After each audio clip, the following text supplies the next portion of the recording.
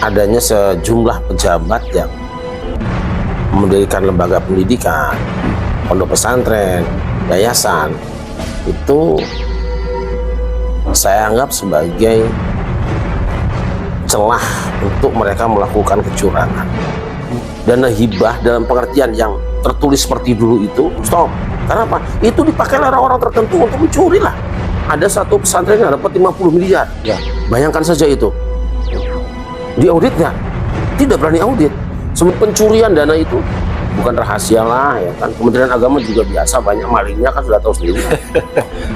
Di Banten saja waktu itu kalau tidak salah ada 117 pesantren fiktif.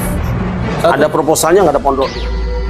Berarti perlu dilacak nih Jawa Barat. Perlu dilacak. Di Jawa Barat bukan satu dua, banyak itu, mereka bikin proposal cukup banyak.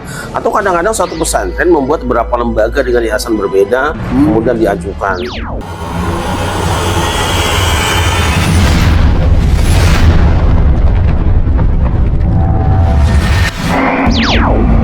Assalamualaikum warahmatullahi wabarakatuh. Sahabat, jumpa kembali dengan channel Babe Lukman Har. Sahabat dimana saja berada, semoga senantiasa diberikan kesehatan dan keberkahan dalam segalanya. Amin ya robbal alamin.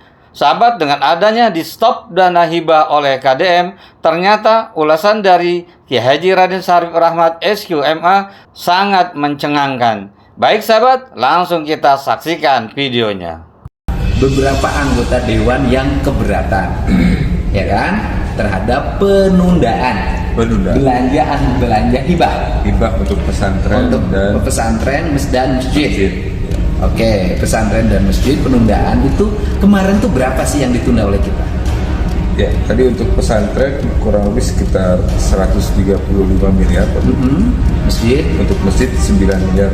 Pesantren 135 miliar, masjid 9 miliar. Ya. Nah, oke, belum kita merinci pada orang, kita merinci pada kabupaten. Siap. Sok, sebutin rencana alokasi untuk bantuan masjid, pesantren dan masjid kemarin yang ditunda dulu oleh gubernur itu. Ya. Itu untuk kabupaten mana saja? Sebutin. Kabupaten Bandung, itu 10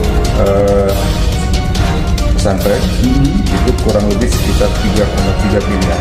10 pesantren 3,3 miliar. Nanti rincian nama pesantrennya juga ada. Ada. Publik boleh tahu dan kita akan perlihatkan. Siap. Tinggal nanti di ini. Di Kita kirimin aja, sampein aja ke publik. Orang anggarannya terbuka kok. Anggaran gubernur aja kita liatin. Ngapain ditutupin? Terus. Kabupaten Bekasi. 7 pesantren 2,4 miliar. Oke. Kabupaten Bogor 16 pesantren 6 miliar. Kabupaten Ciamis 35 pesantren 8 miliar. Kemudian Cianjur 22 pesantren 9,6 miliar. Iya. Kabupaten Cirebon 1 pesantren 557 juta. Lebih sedikit. Sangat cuma satu. Kabupaten Cirebon sebagai basis organisasi agama, ya. Basisnya Nahdlatul Ulama, ya. Basisnya Islam tradisional. Betul. Di Jawa Barat Islam hanya satu. NU itu hanya dapat satu apa? Satu pesantren dengan nilai 557 juta. Nah terus dan terbalik dengan Kabupaten Garut. Kabupaten Garut yang langganan 140 pesantren dengan nilai 78 miliar. Oke. Kabupaten Garut 78 miliar. Ya. Biasanya dapat dana hibah Kabupaten Garut per tahun berapa untuk kegiatan-kegiatan keagamaan, organisasi keagamaan, pesantren, madrasah? Dalam 3 tahun terakhir informasinya hampir sama. Tahun kemarin dapat berapa ratus miliar? Sekitar 50-60 juga ya. Enggak, lebih. Dengan yayasan segala macam. Oh, lebih. Jadi Kabupaten Garut itu mengalahkan jauh di atas Cirebon. Cirebon cuma 1, Garut 140. Kalau menunya seperti ini, saya sebagai gubernur kok tidak memperlihatkan rasa keadilan? Apa yang dilakukan oleh KDM atau HD lah, Haji Dedi, tentang kebijakan dihentikannya sejumlah bantuan dana hibah kepada pondok-pondok pesantren dan yayasan itu sebenarnya telah menjadi perbincangan lama di antara kita, kan.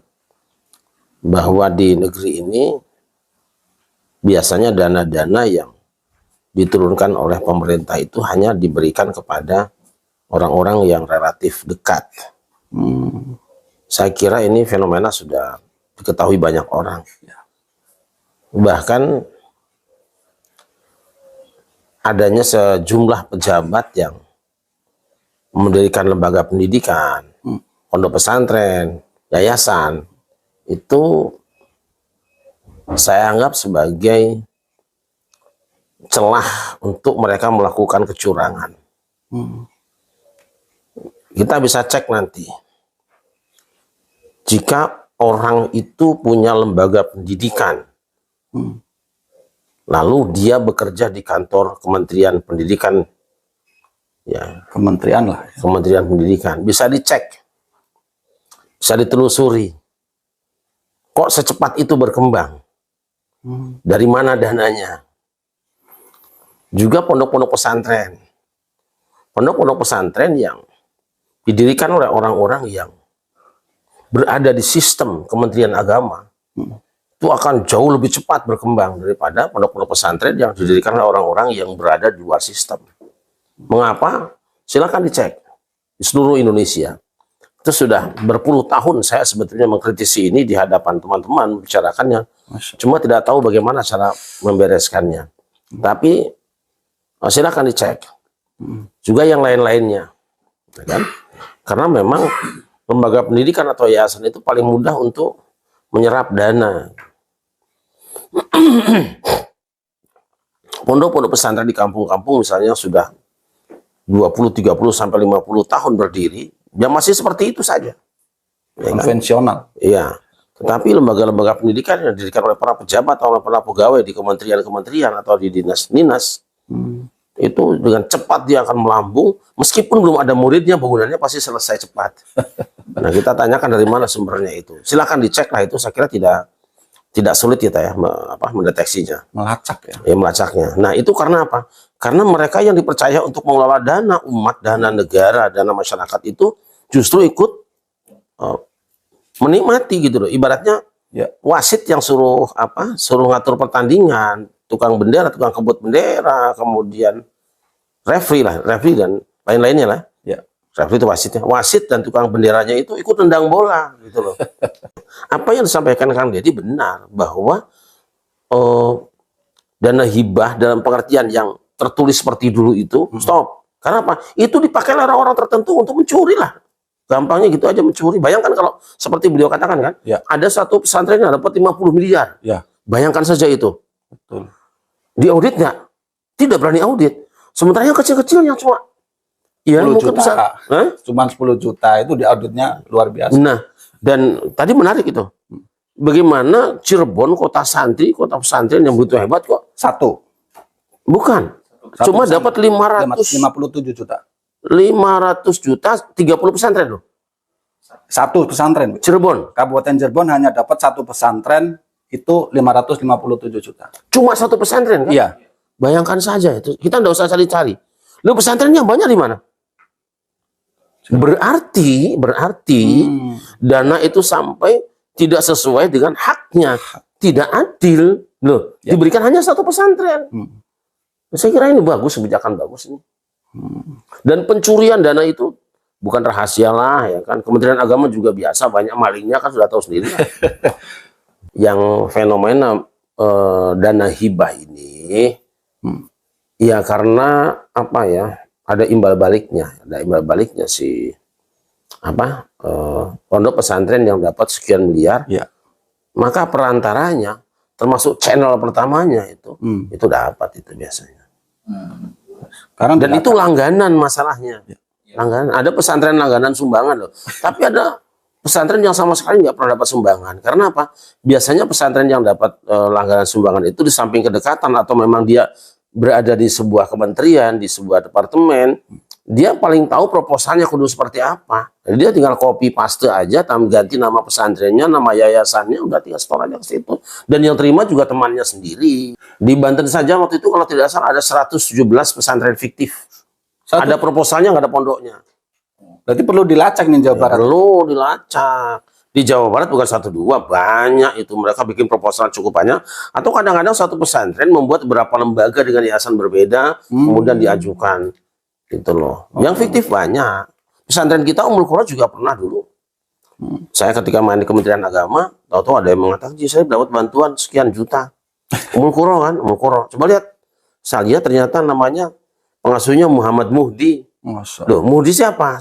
Bukannya Ummul Qura. Ummul Qura ya aku. Tapi saya nggak persoalkan waktu itu karena sudah, lah duit segitu aja kok, daripada ribut kan. Dan berarti sebenarnya kalian lah kalau gitu kan. Mestinya kalian turun ke bawah, bukan percaya orang datang sini. Gitu loh, itu mengatasnamakan Ummul Qura, tapi namanya pengasuhnya Muhdi. Lah pengasuhnya kan aku. Harusnya ada verifikasi. Iya, diverifikasi ada turun gitu kan, dicek dulu benar apa tidak ke lapangan. So banyak di Indonesia ini. Dan saya kira kebijakan Khalidi luar biasa, sebuah keberanian yang luar biasa, dan santri akan menikmati. Nanti santri akan bertanya, jangan-jangan pondokku yang dapat 50 miliar. Nah, itu duitnya kemana tuh, untuk apa tuh? Saya kira ini membuka mata kita semuanya, termasuk orang tua santri juga santri. Ya, betul. Akan buka mata, mereka akan bertanya. Ya. Akan jadi diskusi lah. Saya kira ini penting.